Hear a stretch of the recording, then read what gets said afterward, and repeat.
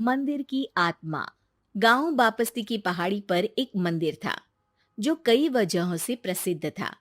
बापस्ती के परिवारों में आपसी सौहार्द बना हुआ था। इसकी वजह उस मंदिर को ही बताया जाता है। अरे ओ विमला, ये इस मंदिर की कहानी क्या है रे? अरे ये मंदिर इस गांव के लिए बहुत ही शुभ है। अरे शुभ तो है, तो फिर भी लोग इस मंदिर से दूर क्यों रहते हैं? ये इतना वीरान क्यों रहता है? अरे बड़े बुजुर्ग कहते हैं कि मंदिर में आत्माओं का राज है, जो लोगों की मदद करते हैं, लेकिन मंदिर से सभी को दूर भी रखते हैं। अरे ये कैसी आत्माएं हैं जो लोगों की मदद भी करते हैं और लोगों को मंदिर से दूर भी रखते हैं? अरे यही चलता आया है यहाँ पर, इसीलिए कोई कुछ बोलता नहीं, क्योंकि जिसके घर में कोई भी परेशानी होती है तो बताते हैं कि इस मंदिर से उन्हें मदद मिलती है। अरे वाह, ये तो अच्छी बात है। तभी इस गांव में इतनी खुशहाली दिखती है। तभी बाहर किसी की चीखने चिल्लाने की आवाज आती है। दोनों बाहर निकलती हैं तो देखती हैं कि गांव के एक बुजुर्ग रो रहे हैं, क्योंकि शहर से उन्हें कोई बुरी खबर मिली है। अरे क्या हुआ चच्चा, रो क्यों रहे हो आप? हाँ चाचा, बताओ ना, हुआ क्या? अरे क्या बताऊं बेटे। मेरा बेटा शहर गया हुआ था कमाने, लेकिन आज खबर मिली है कि उसका एक्सीडेंट हो गया। वो अस्पताल में भर्ती है।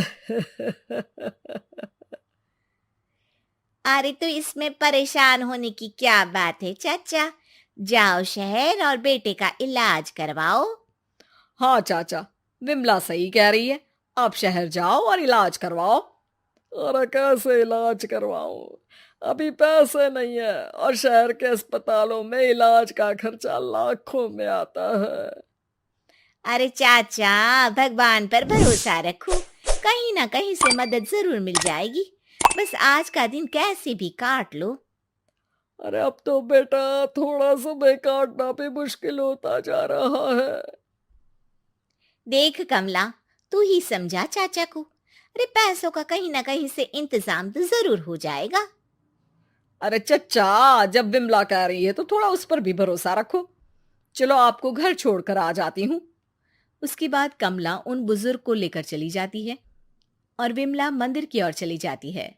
विमला मंदिर की सीढ़ियों पर चढ़ते हुए दूर से नजर आती है। उसके बाद वो आंखों से ओझल हो जाती है। उसी रात उस बुजुर्ग के घर के बाहर एक थैला रखा हुआ मिला।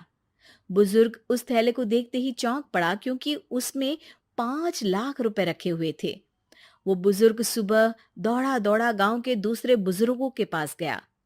और मंगल भाई सुनो, मेरे घर के बाहर ये पैसों से भरा बैग रखा हुआ मिला है। अरे किसका है ये भाई? अरे भैया, मुझे क्या पता। तभी उधर से कमला और विमला निकलती हैं। अरे बेटा सुन तो, देख ये क्या रखा हुआ था मेरे घर के सामने। कमला और विमला हैरानी से देखती हैं। अरे वाह, देख विमला, तूने कहा था ना कोई मदद जरूर करेगा। अरे भगवान सबकी मदद करते हैं, ये पैसों की मदद भी भगवान ने ही भेजी है। और क्या। अब चच्चा सोच क्या रहे हो, शहर जाओ और बेटे का इलाज करवाओ। ठीक है बेटियों, जो तुम कहो। चलो निकलता हूँ शहर बेटे का इलाज करवाने के लिए। अरे विमला, एक बात तो बता, ये इन्हें मिले तो कैसे मिले पैसे? अरे मैं ना कहती थी कि ये मंदिर सबकी मुसीबतों में मदद भेजता है। अरे वाकई बड़ी पुण्य आत्मा है मंदिर में। सो तो है, लेकिन उनके बारे में लोगों को कम ही पता है। अच्छा, और तुम्हें क्या पता है? अ, जितना पता था वो तो बता दिया। ना रे ना, मैं नहीं मानती। तू कुछ तो छिपा रही है। अरे कुछ ना छिपा रही, जो पता था वो बता दिया। मंदिर से लोगों को मदद मिलती है, बस इतना ही पता है।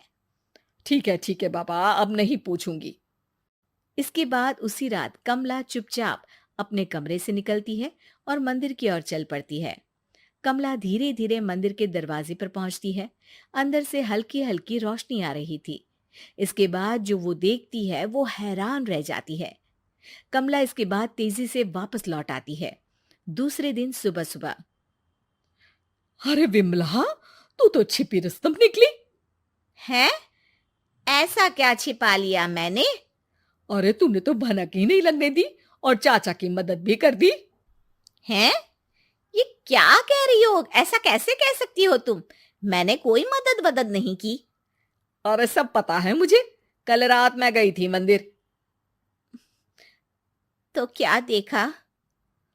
अरे तुम्हारा पति और कुछ लोग वहां दिखे। बोरियों में नोट भरे हुए थे और सभी नोट गिनने में लगे हुए थे। तो तुम्हें क्या लगा? वो क्या कर रहे थे?